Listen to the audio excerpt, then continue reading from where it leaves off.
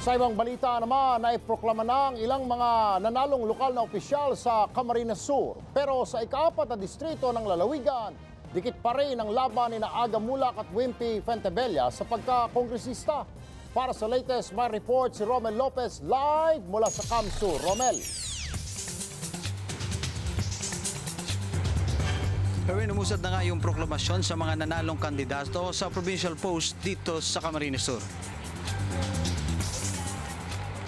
Maghahating gabi ng mapuno ng hiyawan at palakpakan ng provincial canvassing area dito sa Camsur.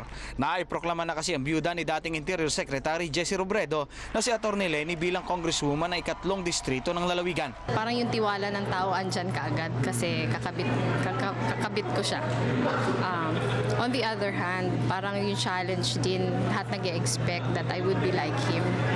So, kailangan pagbutihin ko para hindi din ma-disappoint yung maraming tao na umaasa. Pag-upo sa Kongreso, plano ni Leni na ipagpatuloy ang nasimulan ng asawa tulad ng pagtataas ng antas ng pagsiserbisyo ng mga lokal na pamahalaan at paglaban sa korupsyon. Kaninang umaga, naiproklama na rin si Congressman Dato Arroyo bilang kinatawan ng ikalawang distrito.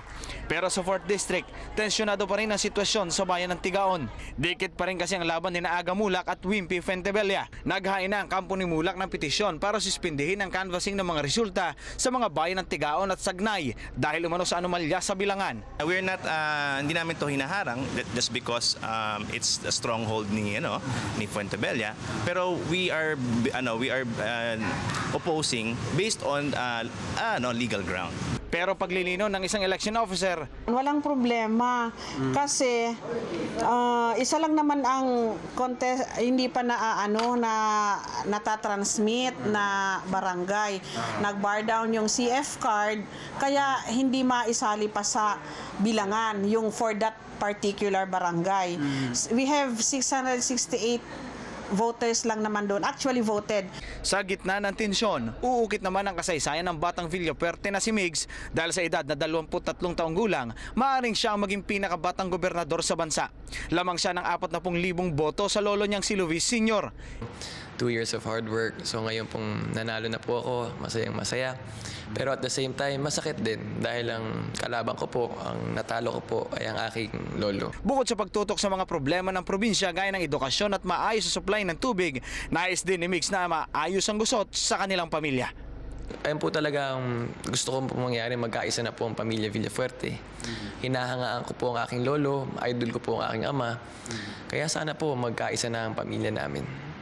Dapat naman, napakaisa na yung pamilya. It's a time for reconciliation, magkaisa. Hindi lang sa aming pamilya, sa lahat ng mga politiko, dapat magkaisa na tayo for the good of the province.